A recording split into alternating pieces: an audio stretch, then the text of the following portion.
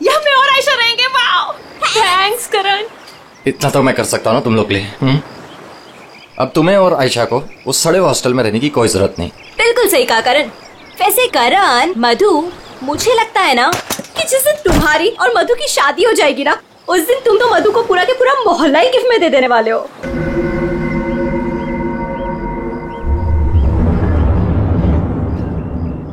लगता है सामने वाले घर में कोई रहता है।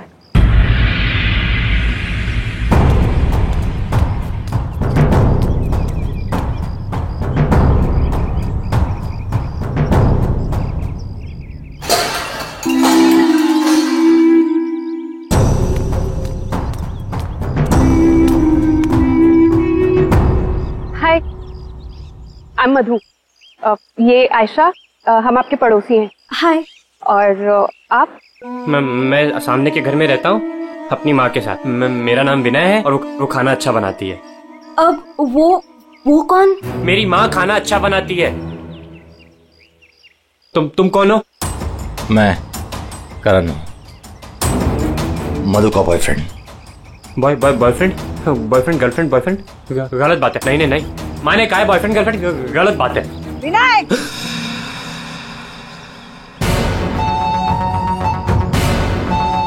घर में चलो। कितनी बार मना किया है कि अजनबियों से मत बात किया करो। आ रहा हूँ ना। देखो, वो मेरी माँ है, उनको नमस्ते करो। अरे नमस्ते करो उनको। इधर आओ। अंदर चलो। आ रहा हूँ। सुनो, 8 बजने से पहले घर के अंदर चले जाना, ठीक है? क्योंकि 8 बजने के बाद ना वो आ जाता है। वो कौन? हैमरमैन। लेकिन याद रखना, दरवाजे खोलना मत। हम भी नहीं खोलते, कोई नहीं खोलता। ध्यान रखना, दरवाजे मत खोलना, ठीक है? मैं जा रहा हूँ, बाय।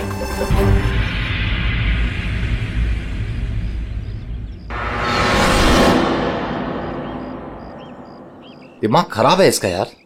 इसकी माँ से बांध कर क्यों नहीं रखती है? क्योंकि उसकी माँ भी तो उसकी तरह अजीब ही है एक्चुअली। चलो सामान रखते हैं। यू आर ऑलराइट ना? या, I am fine.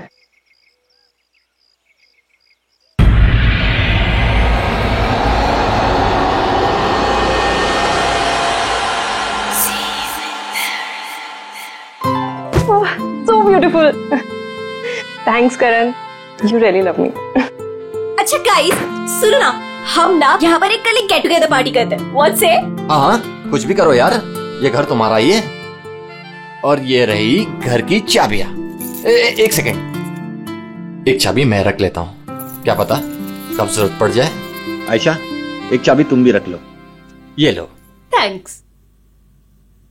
Oh no, क्या हुआ? 6:40 हो गए।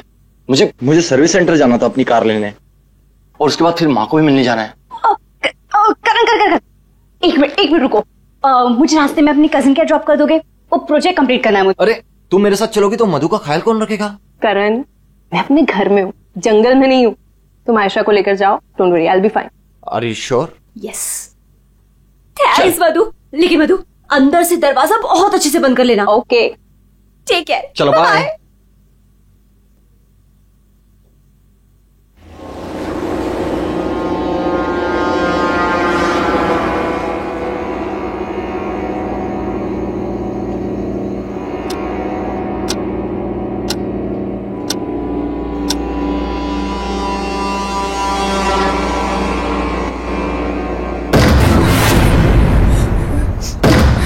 कौन है? कौन है वहां? दरवाजा खटखटाना बंद करो। डरती नहीं हूं मैं।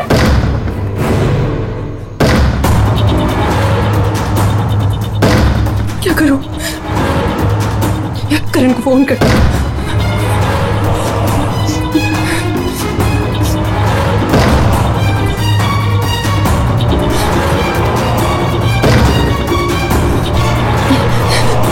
करण का फोन स्विच ऑफ जा रहा है। आयशा आयशा आयशा को फोन करती हूँ।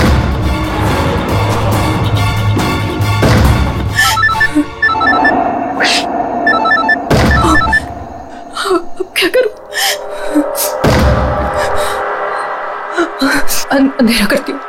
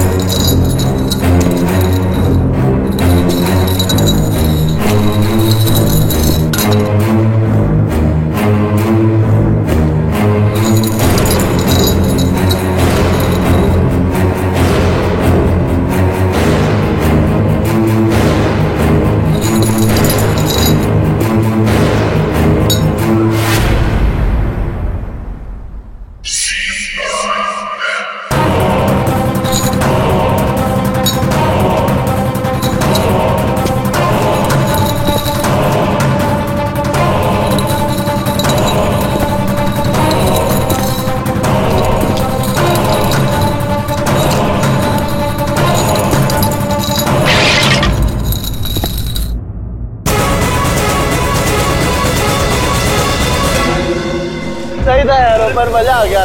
कल रात को तो क्या मस्ती मारी यार। अरे पूछो मत यार, मजा आ गया था बहुत। बस बस बस रोक दो भैया, रोक दो। Thank you. अरे मधु ना आज मेरी जान ही ले लेने वाली है। एक तो मैं अपना फोन भूल गई, रात को घर भी नहीं आई। लगता है आज तो वो मुझे ना पक्का इस घर से निकाल ही देने वाली है। अरे अगर वो तुझे घर से निकाल देगी तो हम तुझे घर के अंदर फिर से डाल देंगे। क्यों अभी? ओहो मैडम, घर से तो तब निकलोगी जब घर के अंदर जाओगी। जाओ, डोरबेल बजाओ, मधु को लेके लंच पे जाना है, वीकेंड की प्लानिंग करनी है। गो फास्ट। जा रही हूँ। और जल्दी आओ।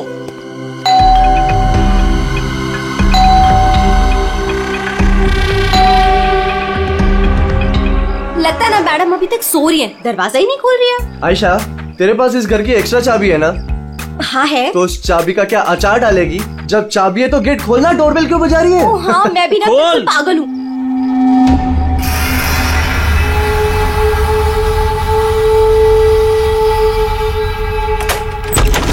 मधु, अरे मधु, कब तक सोएगी?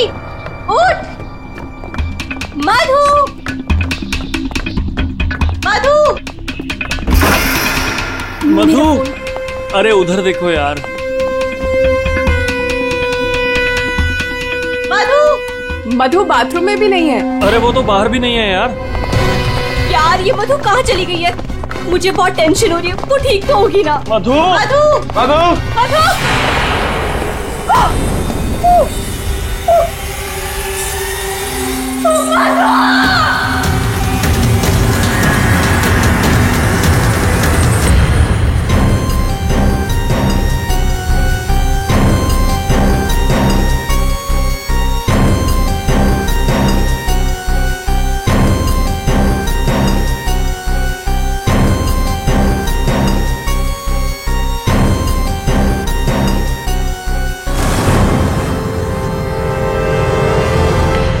अभिजीत, इस हथौड़े से जिस पर भी वार किया गया होगा ना, लगता नहीं वो जिंदा बचा होगा। सर मगर लाश कहाँ है? खूनी लाश ले गया और ये हैमर यहीं छोड़ गया। और हथौड़ा भी ऐसा जिस पर कहीं कोई फिंगरप्रिंट के निशान नहीं। और सर यहाँ पे तो कोई तोड़फोड़ भी नहीं मची हुई है, सब चीज अपने जगह पे। और दरवाजे का लॉक भी सही सलामत है, कोई फोर्स एंट्री नहीं है। और मधु के दोस्त भी बता रहे थे जब वो लोग अंदर आए तो ये दरवाजा खुला हुआ था। शायद खूनी के पास डुप्लीकेट चाबी होगी। दरवाजा खोल के अंदर आया, मधु के सिर पे हथौड़ा मारा और गायब। मगर यहाँ खून के चीटे भी नहीं दिख रहे। हथौड़ा मारा तो खून तो बहना चाहिए ना? शायद खून साफ कर दिया होगा। सिर्फ मधु ही यहाँ पे थी या कोई और भी था? नहीं सर, मधु इस घर में अकेली थी। इस घर की चाबी और किस किस के पास रहती है? सर ये सवाल आपको करण से पूछना चाहिए सर। क्यों? करण से ही क्यों? करण ने ये घर आयशा और मधु के लिए लिया था। तो सर एक चाबी करण के पास भी थी। मधु और आयशा के लिए करण ने घर लिया था, क्यों? मधु करण की गर्लफ्रेंड थी सर। कल रात आयशा तुम कहाँ थी? सर वो कल रात मैं अपने कजिन को मिलने गई थी, वापस आना था तो लगेज यही छोड़कर गई थी, पर लेट हो गया था, सोचा कॉल कर मधु को सब बता दूं, पर अपना फोन भी यही भूल गई थी सर। जरा इस करण का फोन नंबर देना।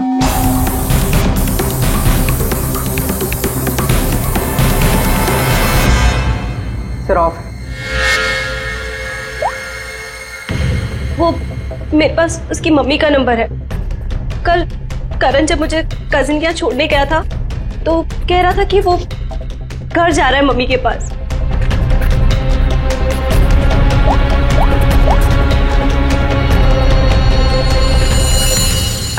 हेलो आंटी, करण है? कल रात को आया था क्या वो?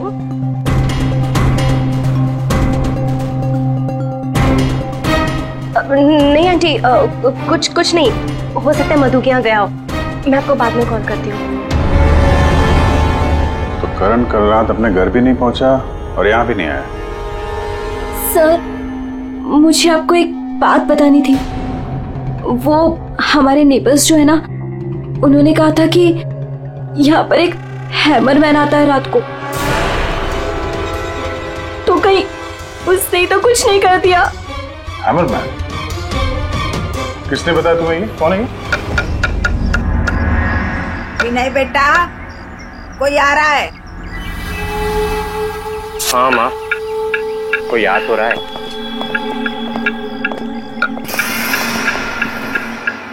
सब्जी काट रही है या लकड़ी काट रही है? काट वहां रही है, आवाज यहाँ तक आ रही है। रमोला जी, आपने कल इनसे हैमरमैन के बारे में कुछ बोला था क्या? आप ऑफिसर है, उस घर में कुछ हुआ है क्या? जी हम लोग सीआईडी से। उस घर में क्या हुआ ये बाद में बताएंगे, पहले आप लोग ये बताइए हैमरमैन कौन है? क्या बता रखा है इन लोगों को आपने? नहीं है वो सच में। रोज शाम को आता है और हैमर से दरवाजे और खिड़कियों पे ठोकता है। आप देखिए ना, वो उधर निशान बने। कल भी आया था रात को 8:30 बजे, सामने के घर में ठोक रहा था। इसीलिए मैंने पूछा कि उस घर में कुछ हुआ है क्या? आपने हैमरमैन को देखा है? देखा है। आपने हैमरमैन का चेहरा देखा? हाँ देखा है। कैसे दिखता है वो मास्क पहनता है। अच्छा, कल रात भी कुछ हुआ था? कुछ देखा है, सुना है आप लोगों ने? हाँ देखा था।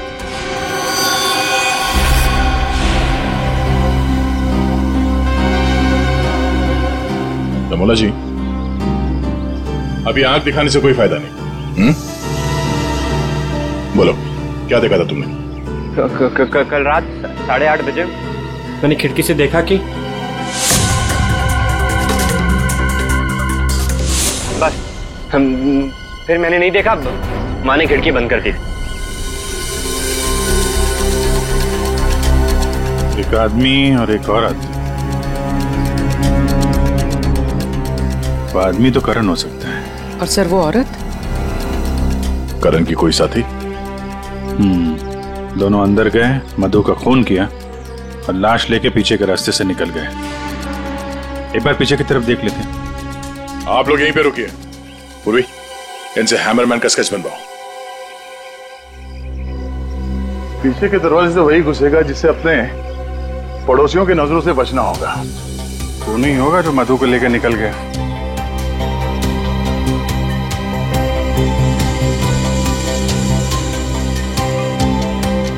ऐसा कैसे हो सकता है कि कोई भी निशान नहीं छोड़ा? मधु को मार करके लेके गया तो भी कुछ ना कुछ तो छोड़ा होगा कोई।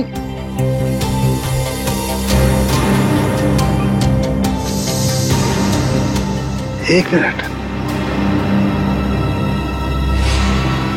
ठीक है।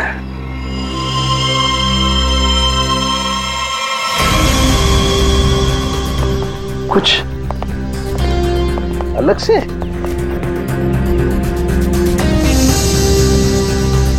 इतनी मिट्टी यहाँ पे?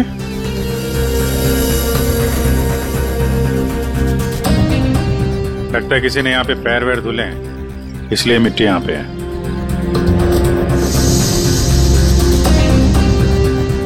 अभिजीत, ये मिट्टी में जो है ये बहुत खास है। ये देखो, इस मिट्टी में एल्गी है। शैवाल? शैवाल एक तरीके की काई होती है, और ये काई यहाँ की मिट्टी में नहीं हो सकती। ये तो ऐसी मिट्टी में होगी जो पानी वाली जगह होगी, कोई तालाब, कोई झील, कुछ ऐसा। झील, तालाब? ये तालाब है जो मधु के घर से सबसे नजदीक।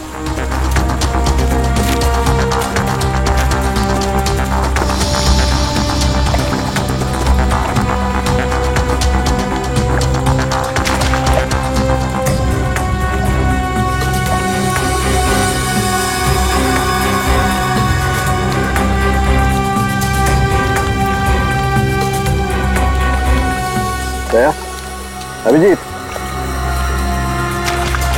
ये देखो, यही कीचड़ वाली मिट्टी उस मधु के घर में है। इसमें भी वही एल्गी है, वही काई। तो ये मिट्टी अपने आप तो नहीं आई होगी ना, कोई ले गया होगा यहाँ से। अरे यार पंकज, जो आदमी इस तालाब से मधु के घर गया होगा उसके जूते के साथ चली गई है मिट्टी। अब गया तो वही होगा जिसके पास मधु के घर की चाबी थी।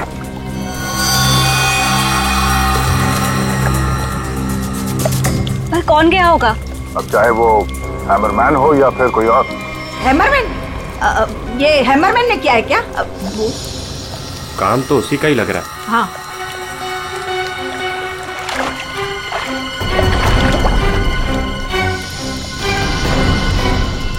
हाँ, वहाँ नीचे कुछ दिख रहा है।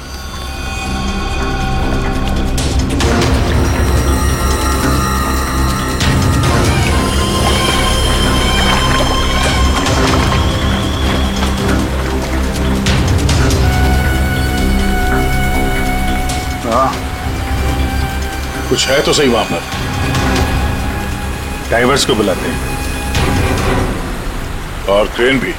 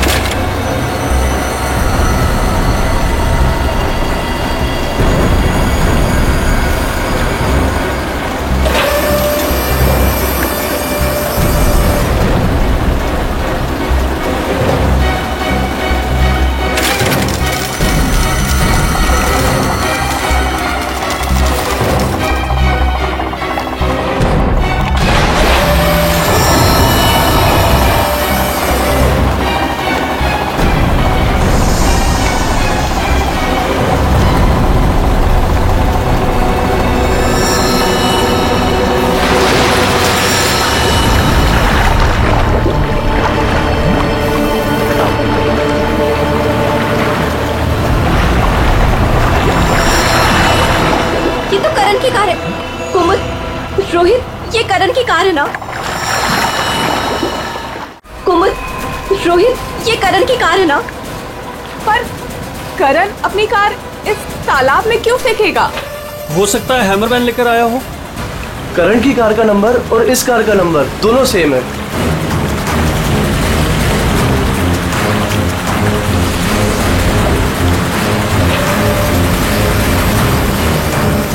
लेकिन ये कार यहाँ आई कैसे होगी? अब जाहिर सी बात है, करण की कार अपने आप इस झील में तो नहीं गई होगी। और कल करण ने आयशा से कहा था ना कि अपनी माँ के घर जा रहा है, तो अपनी माँ के घर तो नहीं गया, मधु के घर गया। मधु के घर की चाबी भी थी उसके पास। लगता है ये करण ही हैमरमैन हो। ये हैमरमैन के साथ मिलकर उसने मधु का फोन कर दिया, लाश इसमें डाल दी और कार पानी में फेंक दी।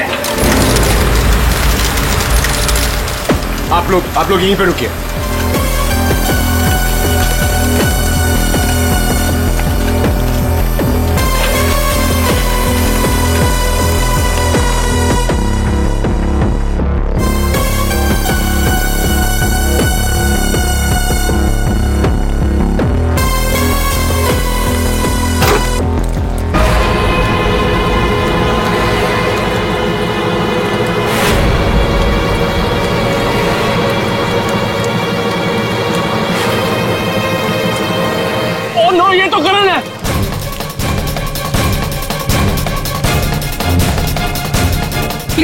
आगे मत जाइए।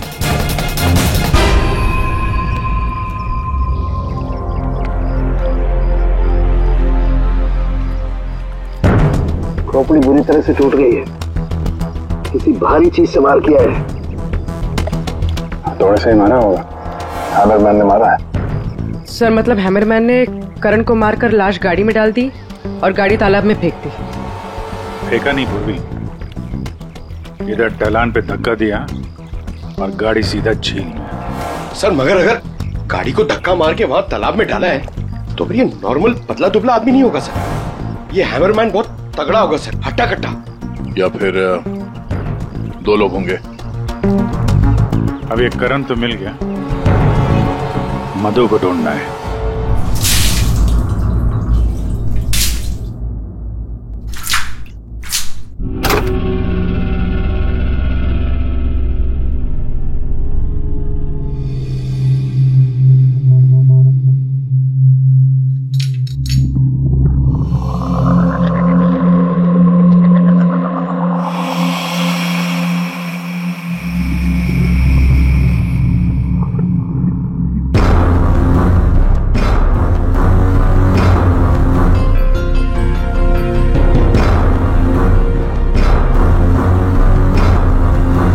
कपड़े का टुकड़ा,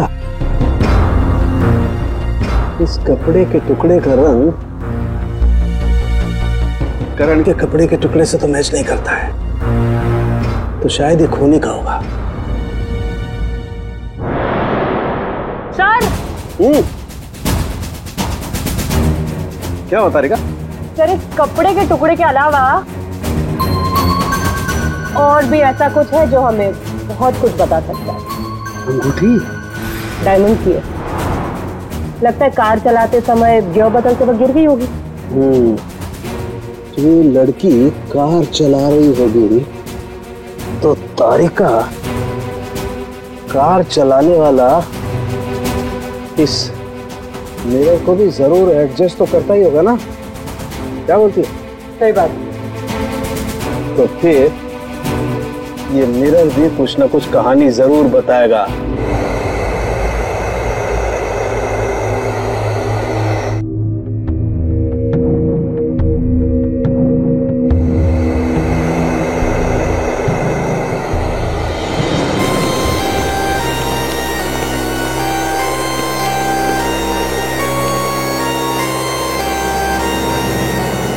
शीशे के बाल सुखा रहे हैं क्या? पूरा शीशा सुखा रहा हूं, जब ये सूख जाएगा ना बहुत कुछ बोलेगा, लेकिन फिलहाल ये करण ने और अंगूठी ने जो बोला है वो सुन लीजिए। इस हथौड़े पर जो खून लगा है ना, बस ये करण के खून से मैच होता है। मधु के घर में करण की ही हत्या हुई। और सर ये हीरे की अंगूठी मिली हमें उस गाड़ी में से, ड्राइवर सीट के नीचे पैरों के पास। ये अंगूठी? ये तो मधु की है। हाँ सर, हमने मधु के घर से उसके कुछ फोटोग्राफ्स लिए थे, उसमें मधु ने यही अंगूठी पहन रखी। इसका मतलब वो कार झील तक मधु चला कर लाई और इसीलिए वो अंगूठी कार में गिर गई। तो क्या करण का खून मधु ने किया? नहीं दिया, मुझे नहीं लगता। ये चक्कर कुछ और ही है। अगर ये अंगूठी मधु रेगुलरली पहना करती थी तो इतने आसानी से उंगलियों से निकलेगी ही नहीं ना, वो गिरेगी ही कैसे? वो तो जरूर वहां पर जानबूझकर डाली गई थी ताकि सारा शक मधु पर जाए और हम मधु के आसपास ही घूमते रहे। और सर मधु का भी अभी तक कुछ अता पता है नहीं। लो भाई, इस शीशे ने भी मुंह खोल दिया है। ये देखिए, इस पर बहुत सारी उंगलियों के निशान हैं। मधु यहाँ पर है नहीं, वरना उसकी उंगलियों से मैच करके दे। कोई बात नहीं सर, जब मधु मिल जाएगी तो मैच कर लेंगे। काम करते हैं, 7 बजे से लेकर 9 बजे तक ये करण कहां था इसके डिटेल्स निकालते हैं। अपने आप सब कुछ पता चल जाएगा। तो करण का सेलफोन डेटा जो हमें मिला उससे ये पता चलता है कि करण और आयशा 6:44 पर मधु के घर से निकले थे और उसके बाद 7:15 पर करण ने आयशा को ए ब्लॉक पालिन चौक ब्लू पार्क पे ड्रॉप किया था और वहां से करण को जाना था अपनी माँ के घर बराली। लेकिन वहां ना जाकर ये वापस मुड़ता है और मधु के घर की तरफ आता है। और उसी रास्ते में 5 किलोमीटर तक जाने के बाद सर करीब 7:30 बजे जेसी मार्केट फुलवाड़ी में वो रुकता है और यहाँ पे एक और नंबर आके उससे मिलता है सर। और ये नंबर करण के साथ करीबन 10 मिनट तक रहता है और उसके बाद वो नंबर गायब हो जाता है। और वहां से करण मधु के घर पहुंचता है 8 बजे और 8:40 पर उसका फोन बंद हो जाता है। दूसरा नंबर किसका है जो करण से जेसी मार्केट में मिला था? सर रोहित का। रोहित, तुम करण का खून होने से पहले उससे मिले थे पूरे 10 मिनट के लिए, क्यों? सर मैं अपने दोस्त की मौत से बहुत ज्यादा डरा हुआ था सर, और मुझे समझ में ही नहीं आ रहा था कि मैं कैसे रिएक्ट करूं, क्या बोलूं। वो तो अचानक से उस दिन मैं उसे जेसी मार्केट में मिला, मैंने सडनली उसे वहां देखा। अरे करण! हे रोहित, कैसा है यार? कैसा है मेरा भाई? अरे तू यहाँ इस खिलौने की दुकान में क्या कर रहा है यार? तुझे यहाँ क्या जरूरत पड़ गई आने की? अरे बस ऐसे यार, किसी के लिए सरप्राइज ले रहा था और उसे सरप्राइज ही रहने दे। अच्छा सरप्राइज? चल यार, मुझे थोड़ी जल्दी है। कल मधु के इधर तू आ रहा है ना पार्टी में? हाँ कल आ रहा हूँ ना। लेकिन तू जा कहाँ रहा है? बस यार थोड़ा जल्दी में। अरे मैं तुझे छोड़ देता हूँ, चल। मेरी कार पार्क है यहाँ, तू कल मिल मुझे। अच्छा चल, सी यू, बाय। और मेरे लिए तो ये सरप्राइज की बात थी सर, क्योंकि मैं उससे 2 महीने बाद मिल रहा था। ठीक है, तुम जा सकते हो, लेकिन जब तक इस केस की तहकीकात पूरी नहीं होती तुम ये शहर छोड़कर कहीं नहीं जाओगे। जाओ।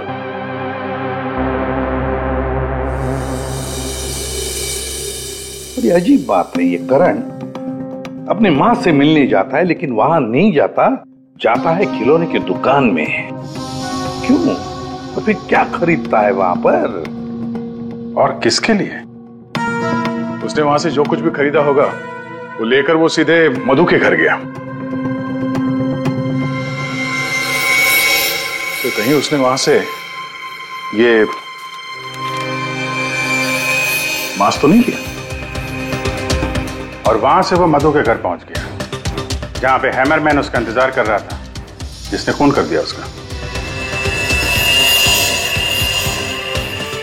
अब ये तो कुमुद ही बता सकती है। कुमुद? सर आखिरी बार करण की बातचीत फोन पर कुमुद से हुई थी और विनय ने भी बताया था सर कि उस रात हैमरमैन के आने से पहले घर के बाहर उसने गाड़ी के हेडलाइट पे 2 लोगों को देखा था सर, एक लड़का और एक लड़की। और उस लड़की के हाथ में कुछ ऐसा था जो चमक रहा था। सर कुमुद के हाथ में भी एक ब्रेसलेट है, वही चमक रहा होगा। ये कुमुद और करण होंगे घर के बाहर।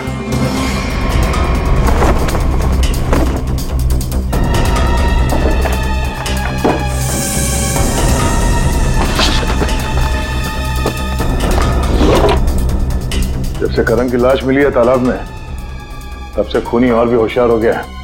सर लगता है ये टीम बहुत छोटी है सर, कुमुद, मधु और ये हैमरमैन। लेकिन ये हैमरमैन मिले तो सही, अभी तक तो सिर्फ उसका हैमर ही मिला है तो उसने हमारे लिए छोड़ा है। मैन तो गायब ही है। सर ये कुमुद तो भागने की तैयारी से घर से निकली, सारे कपड़े लेकर भागी और उसका मोबाइल भी स्विच ऑफ आ रहा है। अरे ये कहां से आ गए यहाँ पे? कौन कहां से आ गया? ये देखो। इसका मतलब है ये कुमुद रमोला और विनय को पहले से जानती थी। एनवेलप पे डेट पिछले महीने की है और ये कुमुद बोल रही थी कि ये रमोला और विनय को पहले कभी मिली ही नहीं। तो कहीं ये माँ बेटे रमोला और विनय इस पूरे साजिश में शामिल तो नहीं है? मिलते हैं माँ बेटे से।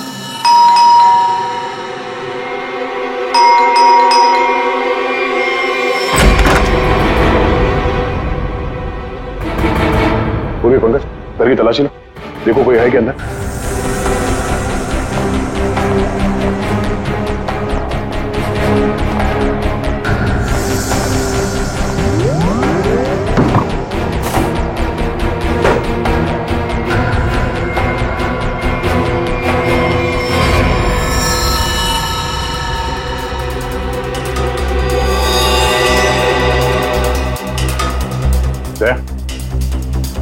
हाँ?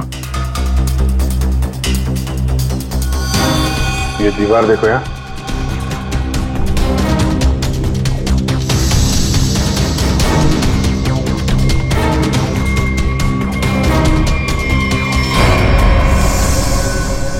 सजा है।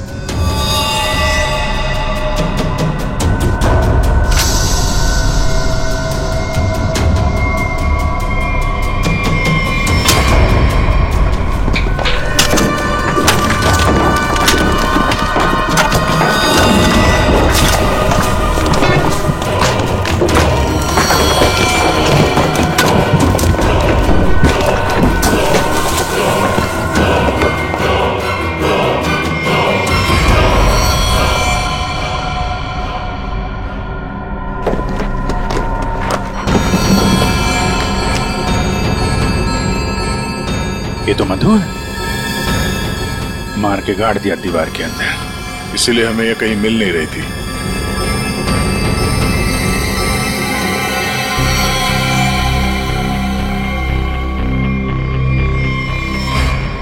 सर इसे भी हथौड़े से मारा।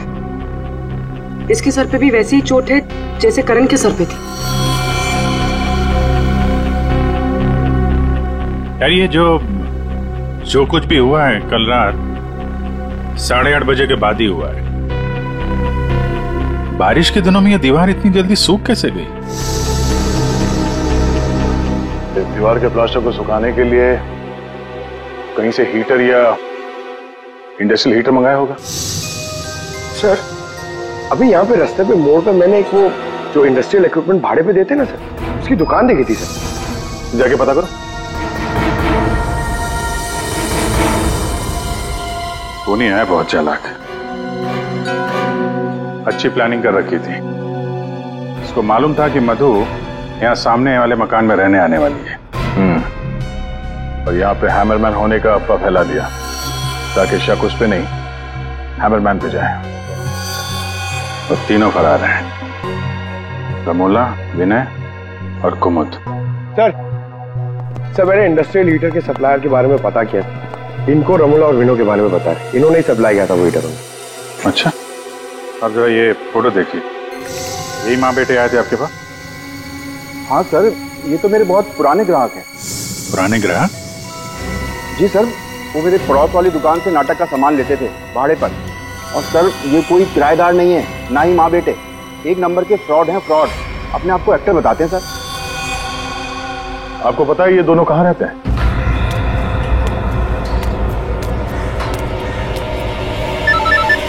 तो निकल, मैं मिलता हूँ। हाँ चल मिलते हैं। हेलो, मैं चंपा बोल रही हूँ, चाय पानी फिल्म से।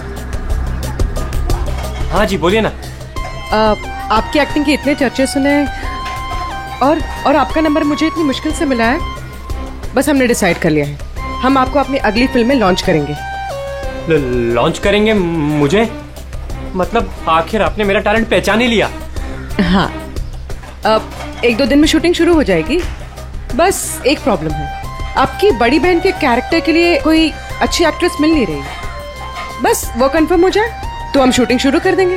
अच्छा बड़ी, अरे है ना, बड़ी बहन है, मैं आपकी प्रॉब्लम सॉल्व करता हूँ। अरे वाह, आपने तो मेरी टेंशन ही खत्म कर दी। आप अपनी गली के बाहर आ जाइए, मैं गली नंबर 7 पे खड़ी हूँ। अरे तेरी, अरे मौसी बाहर निकलो। क्या है? अरे बाहर निकलो। क्या हुआ? अरे अपनी किस्मत खुल गई, रोल मिला है अपने को। रोल? हाँ। कौन दे रहा है? कहाँ? अरे बाहर खड़े हैं ना गली के, तुम चलो मेरे साथ, चलो। चलो चलो।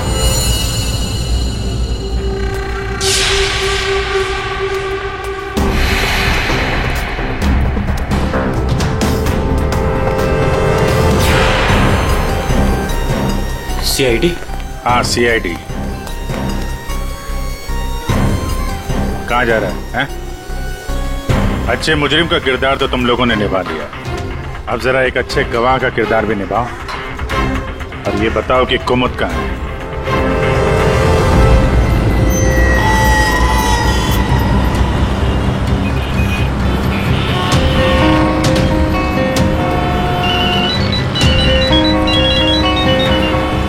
अरे तुम यहाँ हो, मैंने ध्यान ही नहीं दिया। तुमने क्यों कॉल किया मुझे? सब जानते हो फिर भी। अब मैं क्या करता? CID बुलाएगी तो क्या आना ही पड़ेगा। CID? तुमने मुझे CID के कहने पे यहाँ बुलाया? मैडम आप बहुत स्मार्ट है, लेकिन हम आपसे ज्यादा स्मार्ट हैं। सर आप मेरी बात सुनिए। नहीं, बात सुनेंगे आपकी, लेकिन ब्यूरो चल के सुनो। चलिए। कहाँ भाग रही मैडम? पैदल ही जाएगी क्या सीआईडी ब्यूरो तक? गाड़ी लाए हम तुम्हारे। चल। और कितना इंतजार करना पड़ेगा? आखिर कोई बताता क्यों नहीं कि हुआ क्या है? जरूर बताएंगे आयशा जी, जरूर बताएंगे। लेकिन इससे पहले कि हम बताएं, तुम हमें बताओ कि हुआ क्या था। मैं? मतलब यह कि आप और मधु एक नए घर में शिफ्ट होती है, जहां पहले से ही कुछ गड़बड़ चल रही होती है। ऐसे में आप मधु को उस घर में छोड़कर अपने किसी कजिन के घर चली जाती हैं, और तो और अपना मोबाइल फोन भी वहां रख के जाती है, ताकि मधु तुमसे तो मदद न मांग सके। अजीब है ना? सर, मधु मेरी बहन जैसी थी। उसके साथ कुछ गलत करने के बारे में मैं सोच भी नहीं सकती हूँ। अच्छा, बहन जैसी थी? बहन तो नहीं थी ना? हाँ? अबीर, इस पूरे इन्वेस्टिगेशन में किसी ने तुम पर एक बार भी शक नहीं किया, क्यों? जो भी पूछा उसके बारे में तुम्हें कुछ पता ही नहीं। और जब मधु का खून हुआ उससे ठीक पहले तुम्हारा मोबाइल फोन स्विच ऑफ। कोई तुम पर शक क्यों करेगा? सर आप मुझ पर गलत इल्जाम लगा रहे हैं सर। मैं तो आयशा और मधु से सिर्फ 4 दिन पहले मिला था। मैं ऐसा क्यों करूंगा सर? और सर मेरा फोन पानी में गिर गया था, इसके लिए वो स्विच ऑफ है। हाँ, पानी में गिर गया था, उसी झील के पानी में जहां से करण की डेड बॉडी मिली थी। सर ये सारा प्लान तो विनय और अमोला ने सेट किया था। पैसों की लालच में ये दोनों इतना गिर गए कि इन्होंने अपने हाथ खून से रंग दिए, मधु को दीवार में चुनवा दिया। और सर अभी भी यही आलाप राग रहे हैं कि हमने कुछ नहीं किया। सच में हमने कुछ नहीं किया है। ये लो, फिर वही राग। फंस गए थे हम। आपको हाँ कहते तो भी फंसते, और ना कहते तो भी फंसते। एक्टिंग करने हमें नहीं मालूम था इतना कुछ हो जाएगा। तो आप लोगों के हिसाब से मधु और करण का खून हम लोगों ने किया है? उन दोनों का खून तुम लोगों ने नहीं किया है, उन दोनों का खून किया है हैमरमैन ने। और वो हैमर हमारे पास है।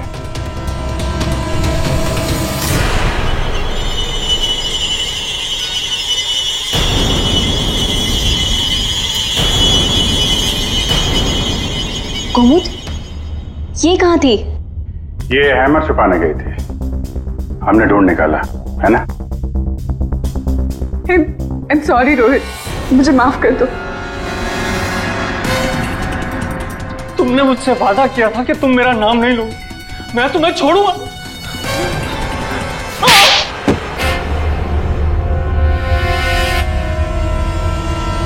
हाँ मैं हूँ वहां मरमर। क्यों मारा तुमने उन दोनों को? वो दोनों तो तुम्हारे दोस्त थे ना? कोई दोस्त नहीं, कोई प्यार नहीं, वो दोनों धोखेबाज थे। मधु 5 साल से मेरी गर्लफ्रेंड थी, और 5 मिनट में उसने मुझे लात मार दी उस करण के लिए। जानते हैं क्यों? क्योंकि उसके पास पैसा था, और उसी समय मैंने डिसाइड किया कि मैं उससे बदला लूंगा, उन दोनों से। तुमने इसका साथ क्यों दिया?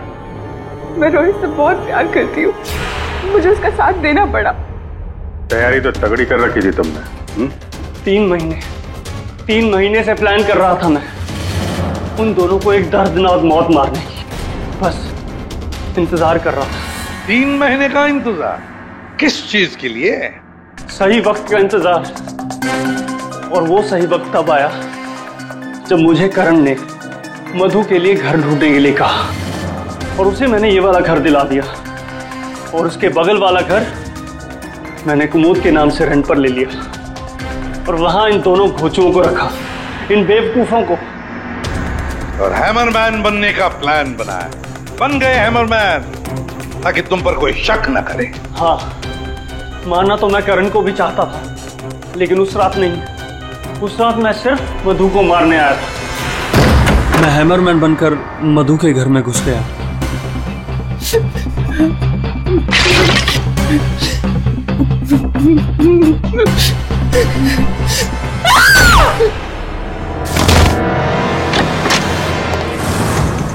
और मुझे इस बात का बिल्कुल भी अंदाजा नहीं था कि करण भी वहां पर आ जाएगा। वो मधु के साथ मजाक करने आया था, नकली हैमरमैन बनकर। उसने मास्क जब मैंने उसे मार दिया तब मुझे पता चला कि वो दरअसल करण ही था। मैंने कुमोद, रमोला और विनय की मदद से दोनों लाशों को ठिकाने लगा दिया। रोहित जी, ये हथौड़ा हमें ना भी मिलता ना तब भी तुम बच नहीं सकते थे, क्योंकि करण और मधु ने मरने के बाद भी हमें बताया कि खूनी तुम हो। रोहित, कुमुद, रमोला और विनय, तुम सब ने मिलकर मधु और करण का खून किया है। अब जेल में बैठकर हैमरमैन की नई नई कहानियां सुनाते बैठना इन सबको, तब तक फांसी का ऑर्डर तो आ ही जाएगा।